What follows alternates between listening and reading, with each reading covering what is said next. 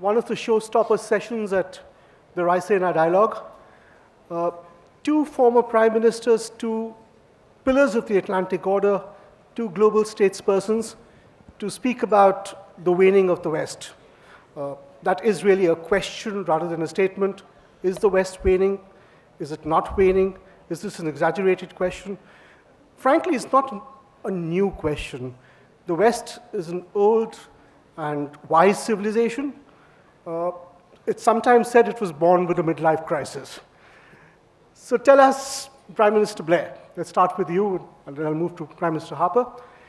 Is the West waning, or is it just one of his periodic moments of self-doubt? I think it's one of its periodic moments of self-doubt. I think we have a new reality, which is that power has shifted east. So when you get to the middle of this century, you'll probably have three giants, which will be America, China, and most likely India. So the geopolitical world order is going to look very different by the middle of this century. But the West is still strong. It's united not just by interest, but by values.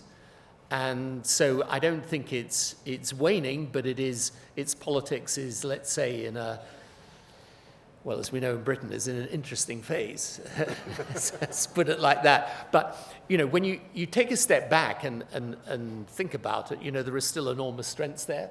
I think we underestimate and take for granted how deeply these values, democracy, rule of law, free speech, freedom of assembly, how deeply these values bind us together. And, you know, I think we can recover our position, should recover it, will recover it.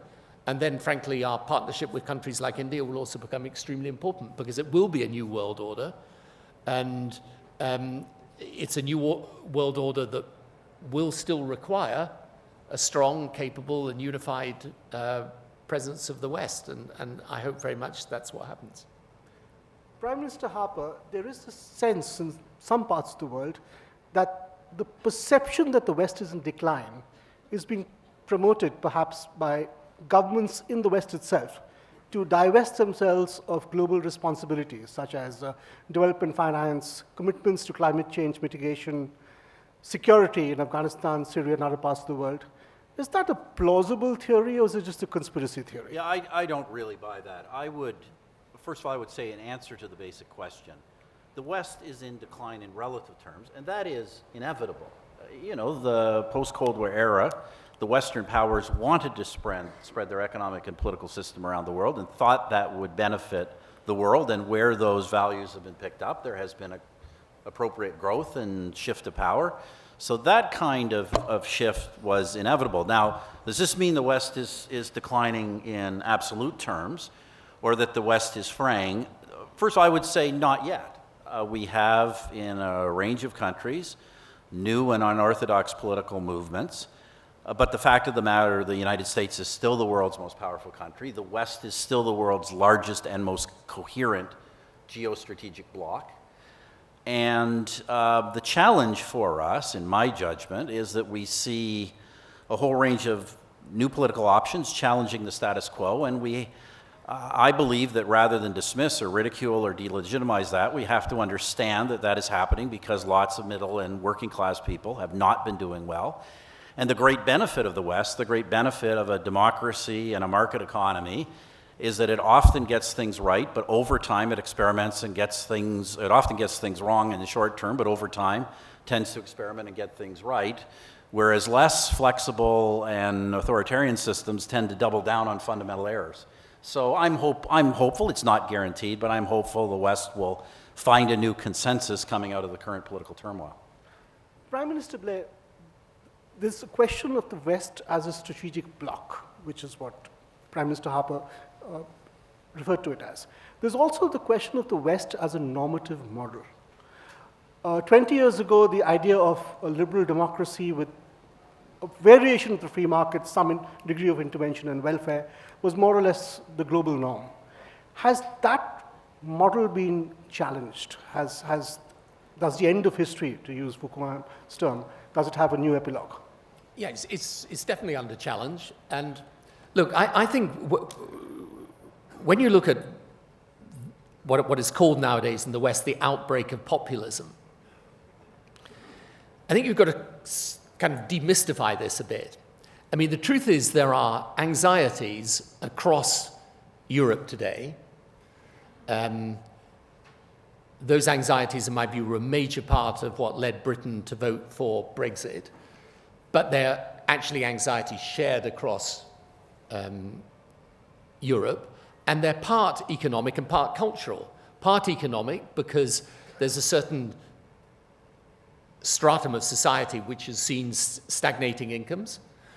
People who used to do skilled jobs with a reasonably predictable salary and a high level of self-esteem now have been replaced by lower skilled jobs with less esteem attached to them. So I think there's an economic part to it, and there's a cultural part. You know, the world is changing fast. Immigration is a huge issue, frankly, all over the Western world right now. I don't think it means that people have become racist. I think it does mean that people feel that they're losing control over the forces that are shaping their lives.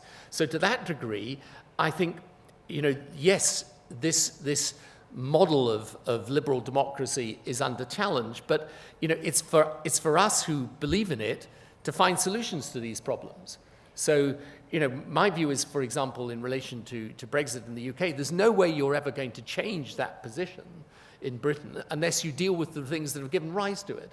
And there's no way that Europe is going to get out of its present problems unless it accepts that there are fundamental anxieties of its citizens across Europe that have to be met and dealt with. But you can do that within a democracy. You know, the job of the person who's operating in a democratic system is to listen and then to lead. You know, and the listening and the leading it's an important balance. But if you do listen to people, there are solutions to those problems, and it's up to us to do it. For example, in my view right now, if I was back in office today, as well as dealing with these anxieties, I think the single biggest change that's going to come down the track at us is the technological revolution. I think it's going to change absolutely everything about the way we live, work, think, about how our public services should be formed and provided for, about how our welfare systems operate, about how government should operate. The first group of politicians that understand this technological revolution can access its opportunities and mitigate its risks. In my view, they're going to own the future of politics. But these are the big questions to which we've got to have answers today. If we have answers, then the anger subsides. If you don't have answers, then people come along and ride the anger. And that's really frankly, what's happened in the West right now. Prime Minister Harper, to take off from what Prime Minister Blair spoke about, you have referred to this tension between somewhere people and anywhere people, which is pretty much the tension Prime Minister Blair also referred to. Is this something short-term and a tactical challenge, or is there something fundamental happening in the West or perhaps elsewhere as well? Well, there's no doubt there's, in many Western countries, a political uprising. What does it mean? I think, first, I don't think it means there's a suggestion that liberal democracy itself is under attack. In fact, it does not seem to me fair, I disagree with many of these new populist parties, but none of them are actually advocating a dismantling of the democratic system. They're claiming that the democratic system has been producing leaders and outcomes who don't share their interests and values. That's a very different thing than saying we don't want a democratic system. Could it go there? Yes, but that's not the problem today. On the market economy side, I think the same thing. I think a lot of people are smart enough to understand our economies have to be globally competitive and dynamic, but they believe that in many cases, and I think not without reason, the economic policies pursued by governments and pursued by certain interests, global interests, have caused them to pursue policies that just don't benefit ordinary working and middle-class people the way they should. And I think those policies could be changed. And where I think we should, and this is where I probably differ with many people in this room, where I think we should worry is this. One of the things I don't like is the kind of anti-nationalist rhetoric of globalism. in my judgment, like ordinary people are going to be proud of their nation states. That's just the nature of ordinary people. Obviously, you want a cooperative nationalism that understands it has to work with partners and allies around the world and hopefully have a rules-based system. But it's different than saying that because people are nationalists, they're inherently evil or determined to tear apart the world order. I think that kind of rhetoric is just completely alienating to ordinary middle and working class people, and it convinces them that political elites, and in some cases both on the center right and center left, are just simply out of touch. So, we have to talk to people where they live and what they understand and convince them with solid policies that will make their lives better. But don't expect to tell people, this is inevitable, it's making your life worse, and you just have to accept it. That's never going to fly. Yeah, I actually, I agree with that. I mean, obviously, Stephen comes from centre-right politics, I'm coming from the Labour Party side of politics, but I actually agree with that. The only thing I would say that troubles me, because this is what I think really is different about Western politics today from in my time, is if opinion becomes profoundly polarized. And, what I notice with our media today is, it is now deeply, deeply divided. And, frankly, because a lot of the Western media have a declining commercial model, they've decided that their simplest way of survival is to take a constituency of people and keep them in a permanent state of anger and grievance. And then social media comes along, which I think is itself a revolutionary phenomenon with revolutionary implications for politics.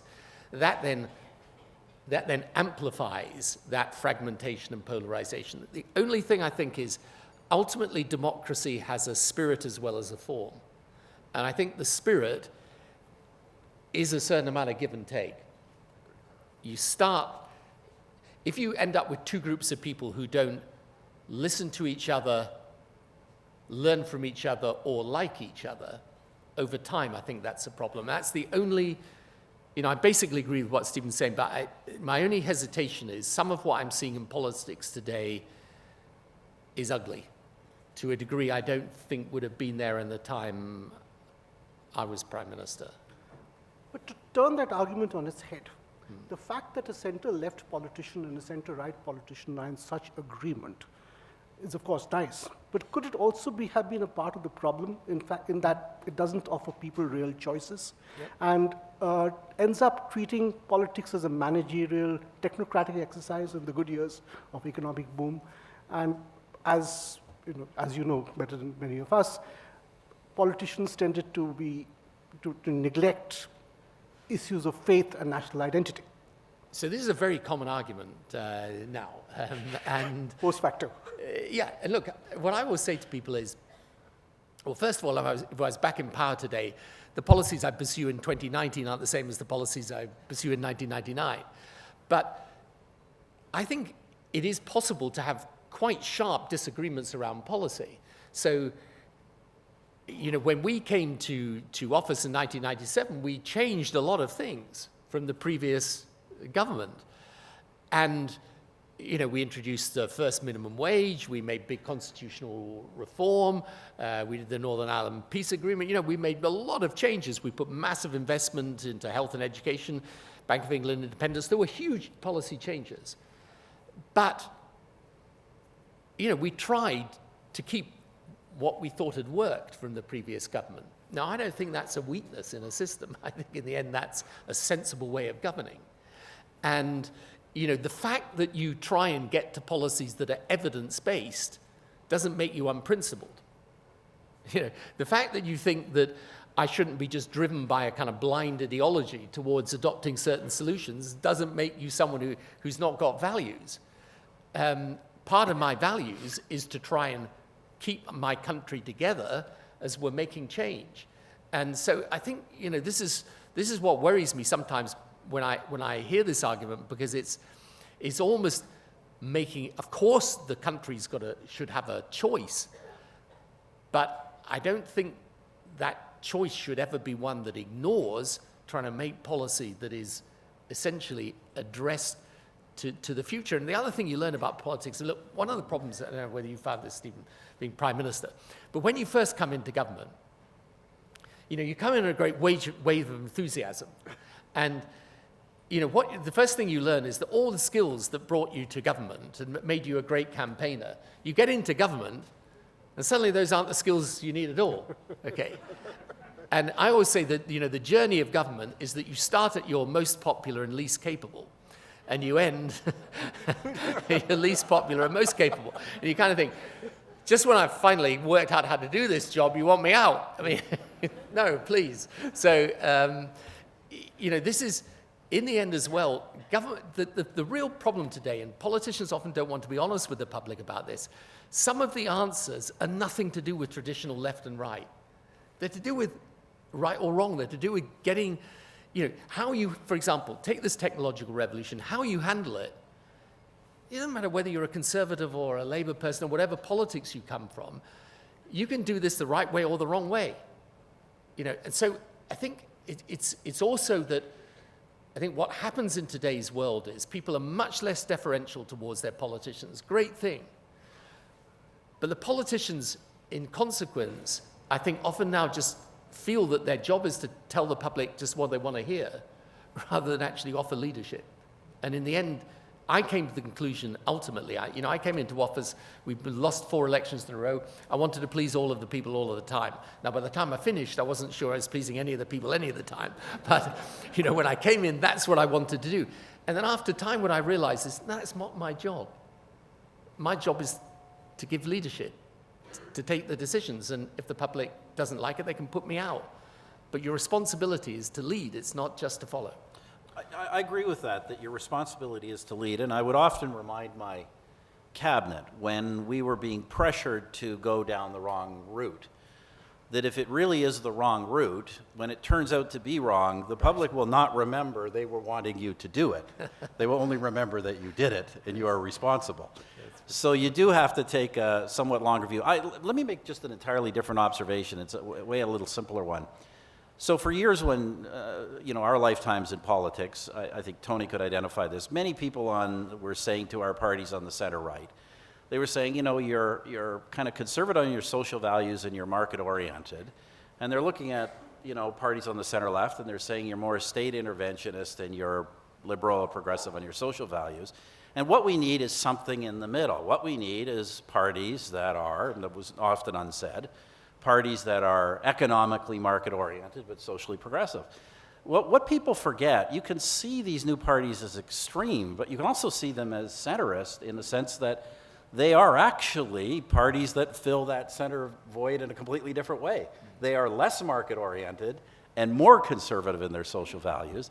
And I would just argue, whether you agree with that or not, particularly as someone on the center right, you have to adopt your policies that, which doesn't mean you adopt policies that will hurt the economy, but you develop market-oriented policies that over time will produce not just growth, but inclusive growth in market policy and in trade policy. And on values questions, you don't get yourself too far out of line with your public. You understand the concerns, legitimate concerns they may have about controversial areas of nationalism or immigration or religion or whatever, and you avoid a kind of elite extreme position that would drive them to more extreme options.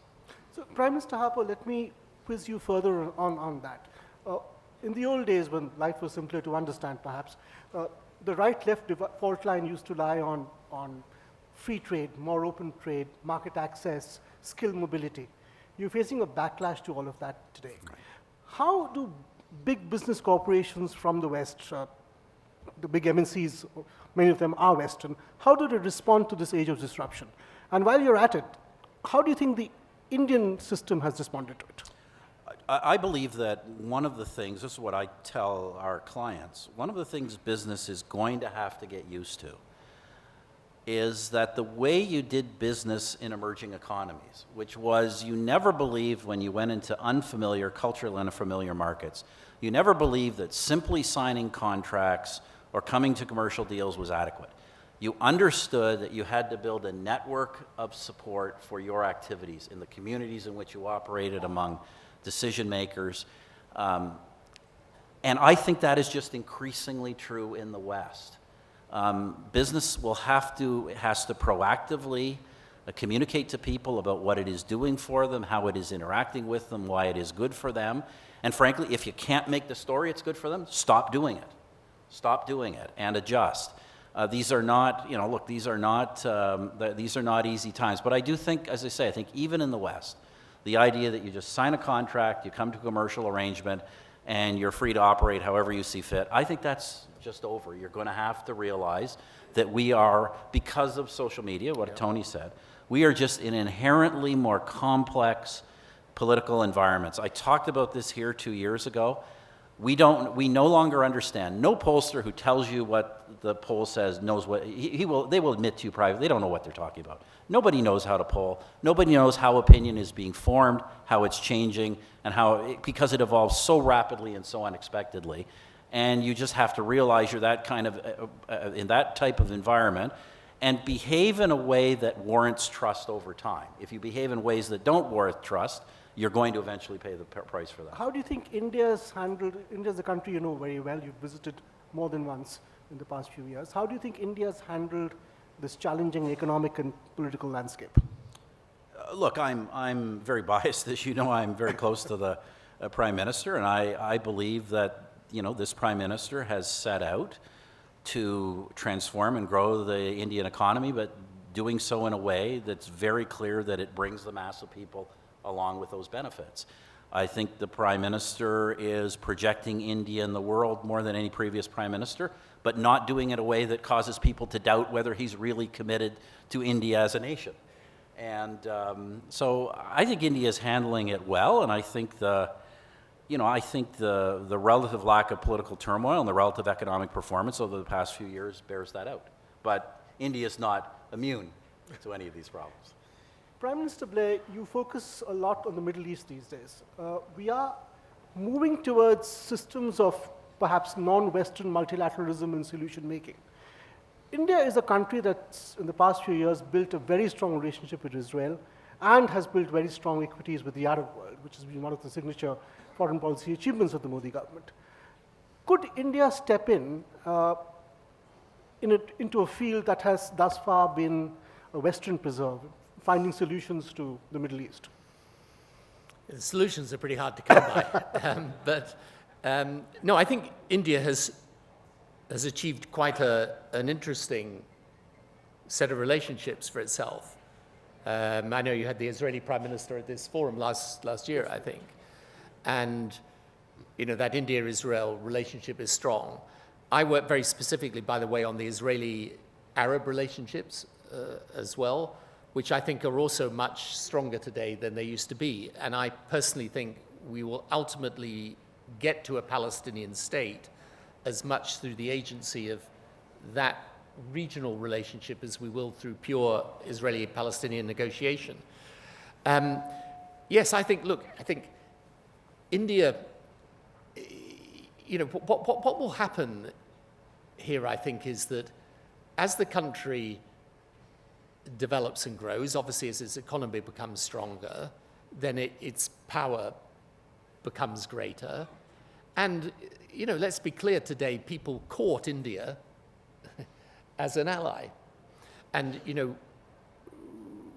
when you look at, we were talking a moment or two ago about the power of China, and that is the single biggest geopolitical change in my children's lifetime, will be in the course of this century, that huge power that China will have. And I always say to people, this is not something we should try and contain. It's a natural fact derived from the strength of their economy, the size of their population.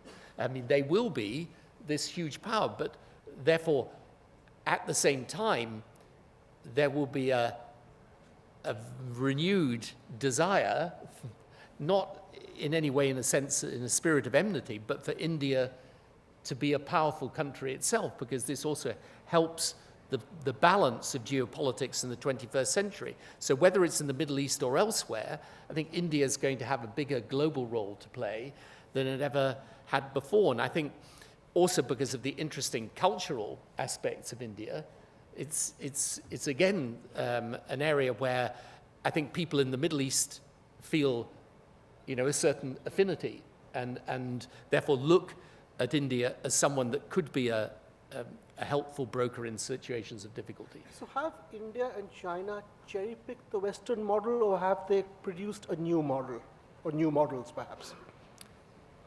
So I'm very clear on this, but a lot of people would disagree with it. I don't think there is a new model, right? I think there is good government and poor government, right? So I think if you want to know, in an era of rapid change, you've got to have a sufficient flexibility and a sufficient capability of people adjusting to the marketplace. That means that essentially an enterprise economy is the way to go. Why did India start to become more economically powerful? Because of the reforms made in the early 90s. Why did China go through this extraordinary process of lifting more people out of poverty than ever before in human history? Because it opened up in the 1980s. Without that, there's no right or wrong about that again. Or there is rather a right or wrong about it. There's no right or left about it, really. So I think the model, which is to have a strong enterprise economy matched with strong social provision, I think that is still the balance that people will look for. And I don't think that's changed. Great. We're going to open this up for questions in just a minute, but before we do that, I have one final question for both my panelists. It used to be said that India lived in a tough neighborhood, an unpredictable neighborhood where we had strongman leaders next door who changed their minds all the time. That seems to be Mr. Harper's neighborhood these days. So tell me, both of you have worked with successive American presidents. How would you work with Mr. Trump? And will Trumpism outlast Trump? So Mr. Harper, I'll start with you. So I think there are aspects of Trumpism that will outlast Donald Trump, and let me give one example. This notion of an America more centered on its national interests and less centered on its global leadership role, I think is a future direction. Reason I say this, I think the United States has been told in the past past generation in particular, two increasingly incompatible things. American public are told that you have overwhelming responsibility for the globe and global leadership, but guess what? This is no longer a unipolar society and you really can't expect to lead. Which is it? And if the US is less systemically dominant, it is inevitable that it will be less of a systemic actor, which doesn't mean it will be an unimportant actor. So I think that part will start to shift. In terms of, look, I tell people I don't know Mr. Trump. Every year I would go to New York on business, and he was on a list of people who had asked to meet me, but we never actually met. But I know many of the people around him. I think I've got a pretty good picture. I will just say this, what I think a wise Canadian Prime Minister does is the following. First of all, our country is overwhelmingly dependent on the United States. Our economic linkages are strongly continental. 70% of our trade is still with the United States. It's come down. Our security and our values interests are all linked to America's importance in the world. So I think a smart Canadian Prime Minister does three things. First of all, he establishes to the best of his ability a good personal relationship with the President of the United States, regardless of that President's personality or regardless of his political party. Secondly, a smart Prime Minister of Canada, because we can often be off the radar in Washington, goes out of his way to show when we are on side with the United States how we can be a useful partner in furthering the United States' global role, because that's ultimately in our interest. And if you do those two things correctly, that is the basis on which then you can respectfully disagree when you need to. So that's the approach I took. I had two very different presidents, very different personalities and parties, and I thought we had, with both George W. Bush and Barack Obama, very solid working relationships. Mr. Blair, you've been thinking hard. Yeah, well, he's certainly different. We've experienced that, though. Yeah. I mean, I think... We won't name names, will we? No, look, I think for a start, if I was British Prime Minister, it's important we have a strong relationship with America. And by the way, it's for the American people to decide their president. So, you work with them. There are areas that I would profoundly disagree with them on. Climate change would be one of them, I think. But then there are also, I think, it's important to distinguish between a lot of the stuff that, all the tweeting and all the rest of it, which is not really my style of politics, but then the actual policy. So, for example, I don't think he's wrong to say, we need to be very clear about what is acceptable and unacceptable trade practice from China. I don't think that's the wrong thing to do. I personally think it is important, actually, in the So this whole point about Trumpism surviving and outlasting just one president would, well, of course, there are aspects to Trumpism. There is China, there is Twitter, there's both. No, I tend to agree with Stephen here. I think that the Americans, they go up and down with this, and I think for the moment they want to sort out their own issues and problems, and in that sense, I think he is, he represents where the American people are right now. What I hope is that through this we still retain, because we need it, strong American leadership in the world, and leadership that doesn't regard their relationships with other countries as merely transactional. They're not. They are and should be always based on values. Fair enough. We're going to head straight to questions. I know I've eaten into the times of questioners. There are mics all over. Yes, there's someone there. If you get to the mic, please, and ask a question. We have time for about 3 or 4 quick questions. Just introduce yourselves and your institutions.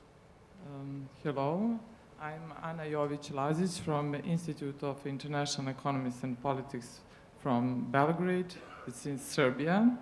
I wonder, as the West influence declines, I would like to know your opinion, how it will affect countries in common EU-Russia neighborhood, how it will affect countries which is a part of European Union Eastern Partnership, and do they really have now choice to choose its own foreign policy?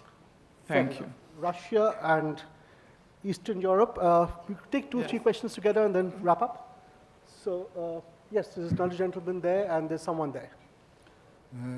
I'm Sanjeev Tripathi, a retired civil servant with intelligence background. My question, sir, is that what do you think that whether systems are meant to serve the societies or societies are meant to perpetuate a system? I'm asking it in the context that the system adopted by China has apparently served them well, and in the last 70 years, they have emerged as one of the major powers. Thank you. Fair enough. I thought I saw a person there, but he seems to have disappeared. Excuse yes, me. Go ahead. You're there. Okay. Yeah. First of all, I'd like to thank. Am I not? Just the question, please. Yeah. So basically, my question is your related name, to, affiliation, and question. I'm Abhishek Mishra, and I'm a student. That's how I affiliate myself. And so basically, my question is to Mr. Tony Blair. He said he made this statement saying that it's not about right or left. It's about what is right or wrong. So, I mean, we all know that in politics, any decision gets socialized, and ultimately you end up taking sides. So I want to ask this to both these gentlemen here that, I mean, was there a guiding principle that you had when you were faced with such a conundrum? Okay. Thank you. Great, thanks. And the final question from gentleman here. Yes, I'm Georgi Telerai from Moscow, Russia Institute of Economy, and we exploring BRICS. Both Russia and India, as well as China, members of BRICS.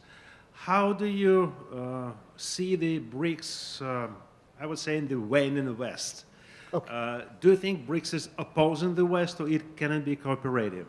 Fair enough. So 4 questions, Russia and Eastern Europe, values in politics, what drove both of you, that's for both of you, and is the BRICS an alternative or a complement perhaps to the West?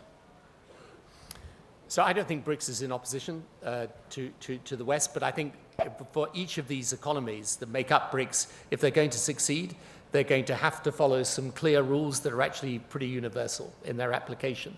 Secondly, in relation to China, I would say that if China is going to get to the next stage of economic development, they will find very fast that there are some difficult reform questions, and questions particularly around things like the rule of law that they're going to have to resolve. So that's the system. Yeah, and that's the system question. So I don't, you know, some of these systems look as if they've been immensely successful, you know, because they've got strong government that isn't subject to democratic accountability. But I think over time, democracy is a system that is better. Thirdly, in respect of Russia and Eastern Europe, look, what is interesting is that Serbia, for example, where my institute works, is on a path to European Union membership. So, you know, when people think about Europe declining, actually Europe is today 28 countries. Personally, I hope it stays at 28. And, you know, there are other countries waiting to join. And so, you know, we may think about the West as waning, but if you look at that institution of the European Union, for all its challenges and problems, it's still... A lot of guys want to get in. A lot of guys still want to get in. And finally, on the decisions that you take, look, I think ultimately you realize that you can't always calculate everything in politics. So when you come to big decisions, I mean, politics is about intrigue and manipulation and all of those things, of course, at a certain level. But when you're in the top job, sitting in the top seat, your responsibility is, in the end, not simply to do a political calculation about your own interests or the party's interests. It is actually to try and do what you think is right in the interests of the country. And I think, in the end, that turns out to be the best politics as well. Great. We are out of time, but I'd like to give the last 2 minutes to Prime Minister Harper. Thank you. I'll be a tighter answer on all those questions about Russia, China, the role of the West. The West could fail in terms of how it manages this current political series of crises. It could begin to decline economically. These things are possible. But what, in my judgment, won't change is that what underlies the success of the West is that human beings everywhere fundamentally want to be prosperous, they want to be free, and they want to be important and their leaders accountable to them and not the other way around. That is what they actually yearn for. And over time, they will inevitably push in that direction if given the opportunity. So I think those Western, to the extent they're Western values, they're just human values. And I think humanity will continue to move that way. I think countries like India, that in the developing world have been more embracing of those values, are going to be, notwithstanding ups and downs, more successful over time. Now, India, with its complexity and its history and the experience of colonialism, will have a different take on these things. But fundamentally, societies that put the system at the service of the society and not the other way around, in my judgment, are going to succeed over time. And societies that do not will hit limits. They will hit limits. So we should not despair, but we need to open our ears and listen in the West to the dissatisfaction that people are expressing.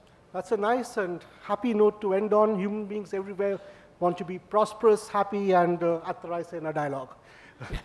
Thank you so much, Prime Ministers. That's been a wonderful interaction.